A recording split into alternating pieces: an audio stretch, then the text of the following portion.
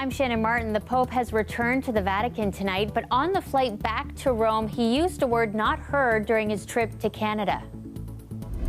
È vero, non ho usato la parola perché non mi è venuto in mente, ma ho descritto il genocidio, no? Speaking with reporters on the plane, Pope Francis said he agrees attempts to erase indigenous culture through residential schools amounted to genocide. We'll have reaction and... The healthcare providers that are working like dogs. Everyone's rolling up their sleeves. Everyone's doing the best they can. Staffing shortages continue to strain Ontario hospitals. The head of the Ontario Nurses Association says more than 20 hospitals are facing partial closures this weekend. Excitement, just amazing. I have just time of my life today. After 2 long years, the Toronto Caribbean Carnival Grand Parade takes over downtown. This is CBC Saturday News.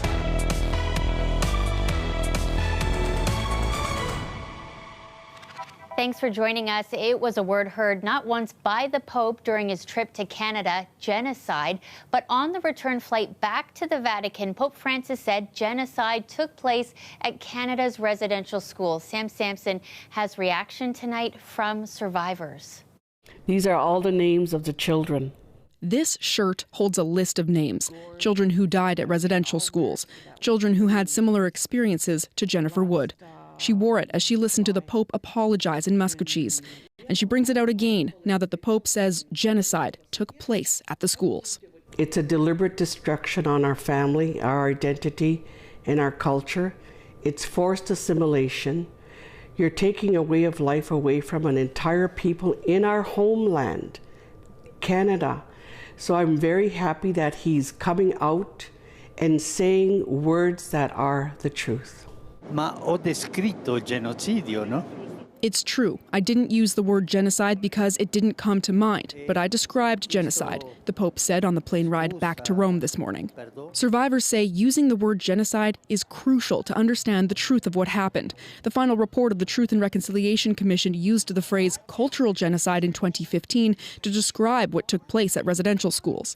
The Pope never used that word in his apologies until he left Canada.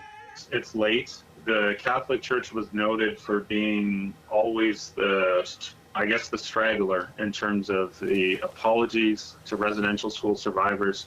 I think that is an important development. He is learning about it, and I think coming to Canada was a real learning experience. So I think that if he might not have thought to use it beforehand, he certainly knows what it was now and has used the word clearly. These are all our survivors here. Jennifer Wood hopes the Pope's words mark a turning point for survivors. For him to use that word, I believe that the survivors are going to feel a level of trust. They're going to trust the visit, that he was remorse, that he had profound sorrow. So to me, that's going to say he got it. Others say the Pope has a lot more to understand and to do, like rescinding the doctrine of discovery, an historical school of thought that essentially justified residential schools, and survivors say the trauma that came with them. Sam Sampson, CBC News, Winnipeg. A lot of this is hard to hear and hard to confront for anyone affected by residential schools and in need of support. There is a 24-hour line you can call. It is 1-866-925-4419. In other news tonight, more than 20 hospitals across the province are facing partial closures this long weekend. That's according to the president of the Ontario Nurses Association. She says she's hearing from frontline workers reporting multiple cuts and closures to beds and units. As we reported last night, the main hospital in Bowmanville is temporarily closing its ICU this weekend. Lakeridge Health says staffing levels just too low. They're transferring patients to other hospitals in Durham Region instead. Well, for more on this issue, CBC spoke with Dr. Isaac Bogach. He is an infectious disease specialist at Toronto General Hospital. Coast to coast, there are large demands on the healthcare system that are not COVID related. Okay, I think that's one important point. The second important point too is over the last 2.5 years, we've had a lot of people leave the healthcare sector. It's been a very challenging sector to work in, and people have either left or scaled back significantly. So we just don't have the same number of hands on deck. And then the third factor is COVID. Can't ignore COVID. But COVID's really exposing cracks in our healthcare system that existed before the pandemic and that had widened these cracks throughout the pandemic. And certainly we have illness related to COVID, but also staff illness related to COVID. So COVID pressures on the healthcare system and then COVID pressures on staff and personnel. And again, that's not the only driver, but it certainly isn't helping much. I think we really have to focus strongly on the fall, right? We have a shortage of healthcare workers and a system that is really, really stretched. We know there's going to be a flu season. We know there's going to be more COVID sometime in the fall or in the late fall. We know there's going to be other illnesses that bring people to seek healthcare. And we really have to sort this out as to how we're going to care for Canadians well over the fall and winter seasons. I am concerned because I think a lot of this is baked in already. You're not going to snap your finger and hire tens of thousands of healthcare providers overnight. And the healthcare providers that are working like dogs. Everyone's rolling up their sleeves. Everyone's doing the best they can. But it's challenging. It's extremely challenging. And, I don't think there's any quick and easy fixes. These are sustained medium and long-term solutions that will help build back a better healthcare system in Canada. Meantime, looking at monkeypox now, Ontario is reporting a spike of more than 10% in confirmed cases just this past week. Officials say the total of 367 is up by more than 40 since Monday. Almost 80% of all cases in the province are in the Toronto area. 11 people are receiving hospital treatment for the illness. The WHO recently made a recommendation that men who have sex with men should consider limiting their number of sexual partners to reduce the risk of contracting the virus. Public Health Canada followed suit with a similar recommendation.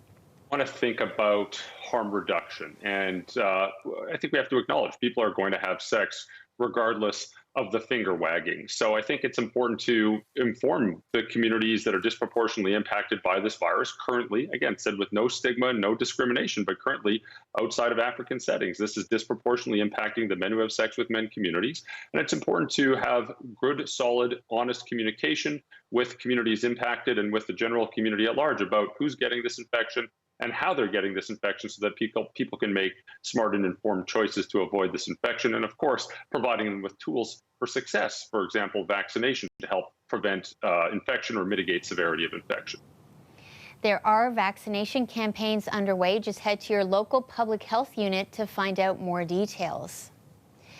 In North York, a man out for a walk was hit and killed by a car early this morning. Police say the driver took off but was later found and arrested. They've charged the 42-year-old with impaired driving. The crash happened on Wilson, close to where Highway 400 and the 401 meet. Officers have not released the identity of the man who died. Well, a 39-year-old man who grew up in Toronto has been sentenced to life in prison by a judge in the U.S. Mohammed Khalifa pleaded guilty last year to aiding ISIS. Greg Ross has our story. The fighting has just begun. He was the English-speaking voice behind some of the most chilling videos released by ISIS. Now he has been sentenced to life in prison in the United States. I came from Canada. I came to Syria in 2013. That was Mohammed Khalifa in a video released shortly after he was captured by Kurdish soldiers in Syria back in 2019. Khalifa would later admit to narrating ISIS propaganda videos, as well as appearing in one of them where he was recorded executing Syrian soldiers. He was the voice of Al Bayan Radio, which was a daily ISIS radio broadcast. Amar Singham has done extensive research on foreign fighters, and he has spoken to childhood friends of Khalifa here in Canada. Amar Singham says Khalifa's lifetime sentence was no surprise. Since he pleaded guilty to executing several prisoners while also being the voice of ISIS English language media for several years, it seems like that would be kind of what you would get in the U.S. The judge who heard the case in this U.S. District Court in Virginia referred to Khalifa as the Pied Piper who played a tune for his work in those propaganda videos, which the court says helped recruit tens of thousands of ISIS soldiers. Amar Singham wonders why Khalifa wasn't tried in a Canadian court. So the fact that we didn't bring him back and that the Americans took him instead is a bit disappointing, because I do think we need to bring our own Canadians to justice and try to charge them in our own courts. Leaving this in the hands of U.S. law enforcement was likely the most practical option for the Canadian government, according to this U.S.-based terrorism expert. And I think that there is probably an awareness among officials in Canada that it's far more likely that an individual like this would remain in prison for a longer period of time in the United States than would be the case if he was to be incarcerated in Canada. Khalifa reportedly has a wife and 2 children who are believed to be living in camps in northern Syria. His sentence means he will likely never see them again. Greg Ross, CBC News, Toronto.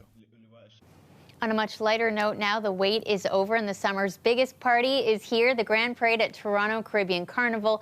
Meg Roberts spent the day there. Everyone is just so thrilled to be back. Meg? Shannon, I wish you could get down here with me because the energy is infectious. Now, you have to remember that this event hasn't happened in 2 years, which means that people are making up for lost time. Now, as you can see, there's a big party happening behind me, but for some who marched in the parade earlier today, this event means way more than that. Let's go, baby! It's about time. It's about time. 2 years, come on. Like, we needed this. The Toronto Caribbean Carnival is back. The masqueraders say there's something different about this year after the pandemic squashed the last 2 years of events. This is heaven. This is heaven. I don't know. This is freedom. Freedom, fun, family. This is our foundation. I'm happy. I'm happy. Trust me, I'm happy. 2 years back in the war, it's like I'm in heaven. In heaven. It is one of South America's most. It's also the event's 55th anniversary. It started in 1967 by the Caribbean community during Canada's centennial celebrations. In '67, we thought we were only going to do the festival for the 1 year, and that is for Canada's 100th birthday. Also for the celebration of Emancipation Day. However, it's amazing how the city mayors have a way of keeping this festival going. It has become the #1 largest Caribbean festival in North America, with people coming from all over the world. Rita Cox was a student volunteer for the first parade back in 1967. She remembers only having a few bands. Today, there's more than 10,000 people marching. It's become part of the country. At those days, we were visitors, we were newcomers, now we are hosts. She's hoping the event sticks around for the next 50 years. It has increased and enhanced the diversity of our country. And that's the legacy, and I hope it continues to have a positive effect on our relationship. There's no palm trees here or white sandy beaches, but for some like Tara Pigot, who was born in Barbados and came to Canada in 2016, it's as close to home as she can get. It's amazing to have my culture come here, and I'm not feeling like I'm leaving my culture behind. So I love taking part of this because it just feels like home. This event started at 8 this morning and goes for another 2 hours or so, but there's still one last event, and it's a tasty one. Tomorrow you can eat and drink from different Caribbean islands at Stanley Barracks. And although the festival is wrapping up, you can also join the Ontario Black History Society on Monday for their annual Emancipation event. Shannon. Thanks, Meg.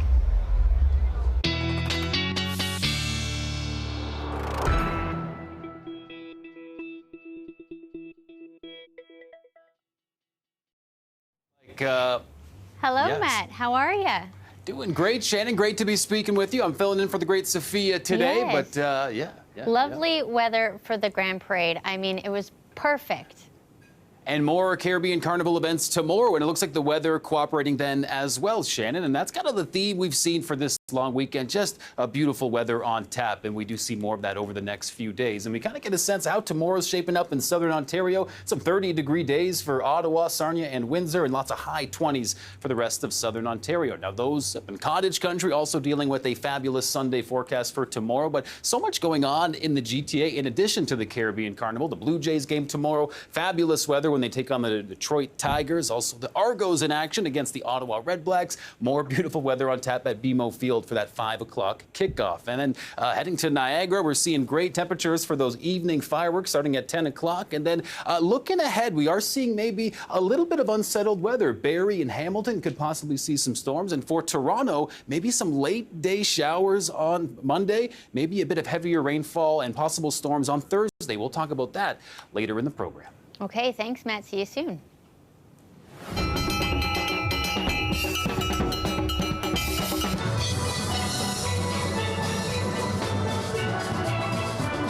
This was the scene at Toronto's Lamport Stadium last night, the Pan Alive Showcase featuring some of the best steel pan performers in the city.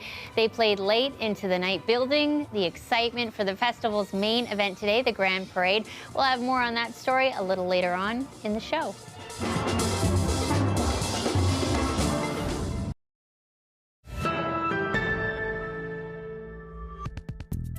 Welcome back. Monday marks Emancipation Day, and in Dresden, as a way to celebrate and honor a hero in Canadian history, the Ontario Heritage Trust is officially renaming a local landmark. The Uncle Tom's Cabin historic site is now the Josiah Henson Museum of African Canadian History. He traveled the Underground Railroad in reverse, going back and forth to the Deep South to bring up other freedom seekers. So he wasn't somebody that was a sellout of his race. He really worked to help them better themselves. I think it's going to open up new dialogue, new conversation on what it means to be African Canadian. Josiah Henson was a conductor of the Underground Railroad. He led 118 people escaping slavery to Canada. Cook adds it was a decision to move away from the negative connotation of the term Uncle Tom and highlight an important figure. The 5-acre historic site includes the last home that Henson lived in and the cemetery where he's buried. The City of Toronto has suspended an online training program for taxi, limo, and rideshare drivers. A recent audit found a number of concerns with Driver Hub. As Philip de Montigny shows us, before its suspension, the Toronto company issued more than 3,700 certificates. Driver Hub's training program is now suspended in Toronto, just over a month after being approved by the city. The online-only course is meant to vet new drivers working for taxi companies or rideshare services like Uber and Lyft. Ridefare TO raised concerns back then, saying Driver Hub's test has major flaws.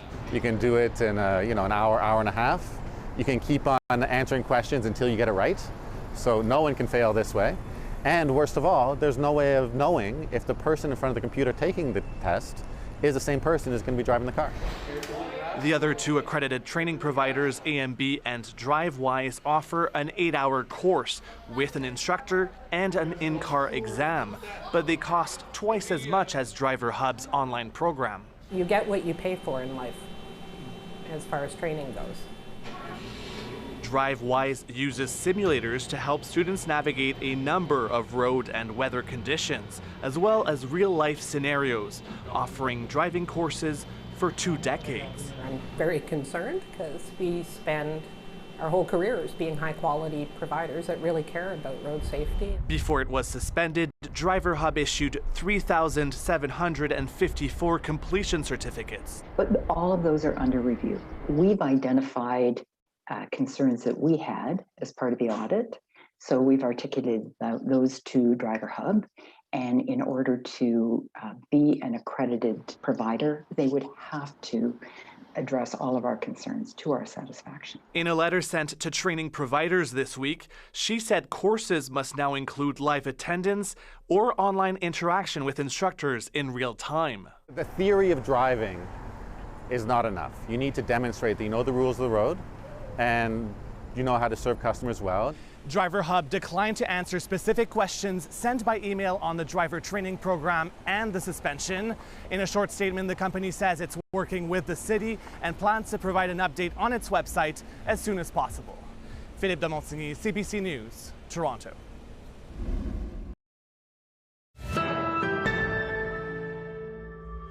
We are better off when we come together and take care of one another. So I'm so stoked to be here, to be with people, to hear the music, to enjoy some food, and of course to jump up.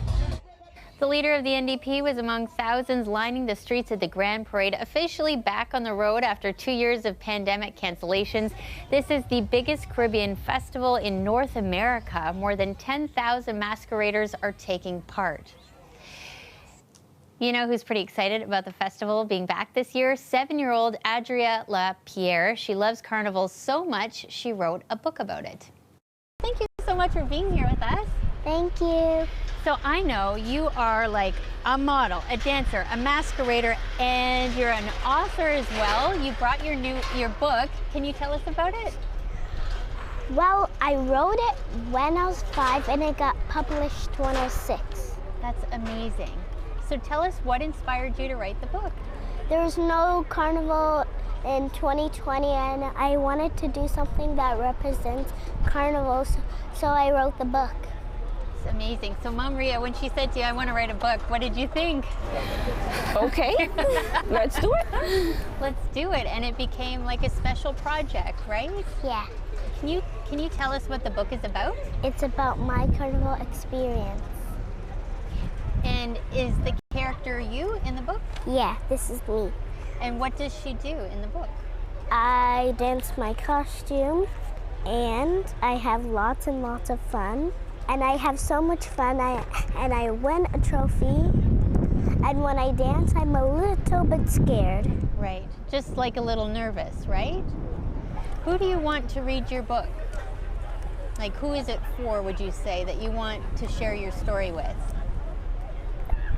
To learn my experience, to learn carnival, how fun it is, and to celebrate their lives. Thank you guys so much for being here with us and sharing your book with us. Thank you for having me. Yes, I cannot wait to read your book. Looks amazing.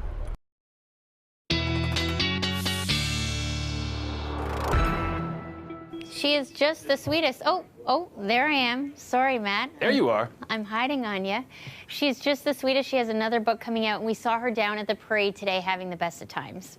That's amazing stuff. And if she was down there experiencing the beautiful weather, we are seeing a lot more of that, not just for the rest of the long weekend into next week, but we do see some active weather kind of building in. And it's all with these fronts that are bringing some messy weather to parts of northwestern Ontario, but that could be affecting southern Ontario Monday afternoon. Communities in the southwest looking at a bit of showers with possible thunderstorms, and even Toronto might see a bit of wet weather, maybe some showers on Monday. And we can get a sense how things are shaping up for Sunday. By Monday, you start to see a bit more of those stormy icons into the mix. So all in all, the first week of August looking like it's bringing some heat, but Thursday might see some thunderstorms in Toronto. So a little bit up and down over the next few days. Okay, thanks, Matt. Nice to have you with us tonight.